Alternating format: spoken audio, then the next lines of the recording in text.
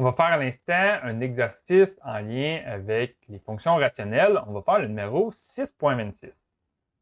Au numéro 6.26, on a une fonction qui a été représentée graphiquement et on nous demande de trouver différentes valeurs de la fonction et on nous demande aussi de trouver le domaine de la fonction. Donc, premièrement, on va débuter par le domaine de la fonction.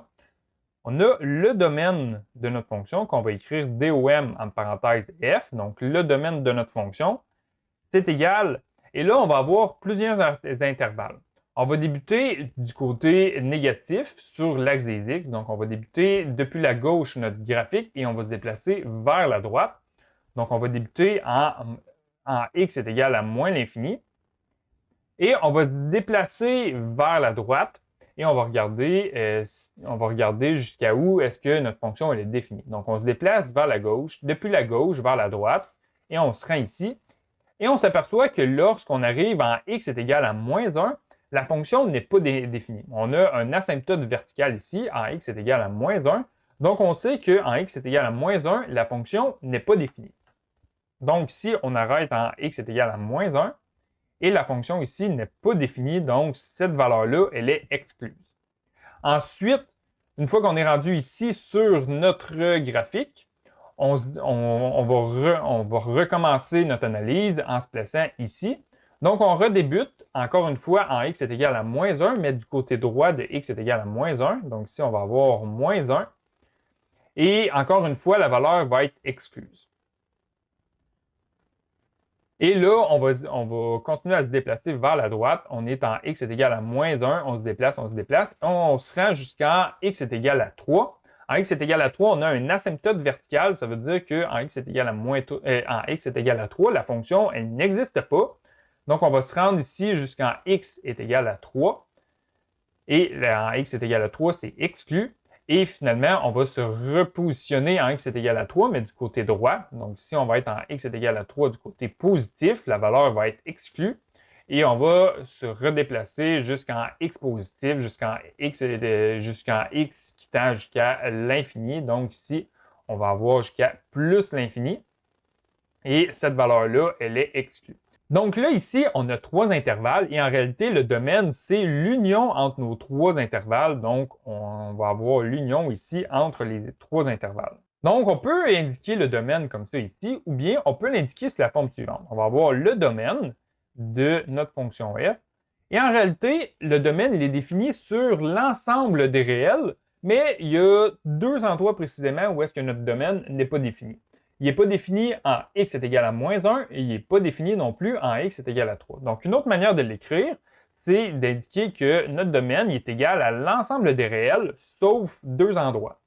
Donc, le symbole de sauf, on va mettre une barre oblique comme ça ici, et on va indiquer les deux valeurs à lesquelles le domaine n'est pas défini. Donc là, on va ouvrir l'accolade comme ça ici, et on va écrire les deux points, les deux valeurs de x que notre domaine n'est pas défini. On a x est égal à moins 1 et x est égal à 3. Donc ici, on va avoir moins 1. Ici, on va avoir 3.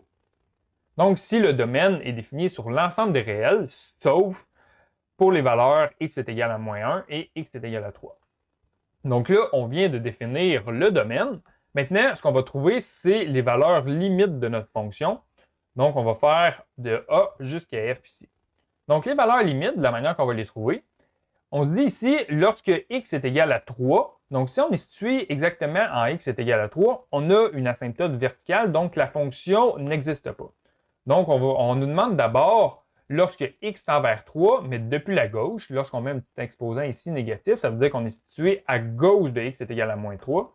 Donc ça veut dire que lorsqu'on est sur notre fonction, mais juste un petit peu à gauche de notre fonction, donc on va être situé ici, quel est le résultat de notre fonction? Donc, ici, en ce moment, on voit que le graphique est arrêté en x est égal à moins 5, mais notre fonction, elle continue à descendre, Donc ici, le résultat qu'on a, c'est moins l'infini. Ensuite, en B, on est toujours en x est égal à 3, mais du côté droit, du côté positif de x est égal à 3. Donc, en réalité, on est situé ici. Donc, quelle est la valeur de notre fonction lorsqu'on est Lorsqu'on est juste à droite de x est égal à 3, on a encore une fois l'infini, mais la valeur positive. Donc ici, on va avoir plus l'infini.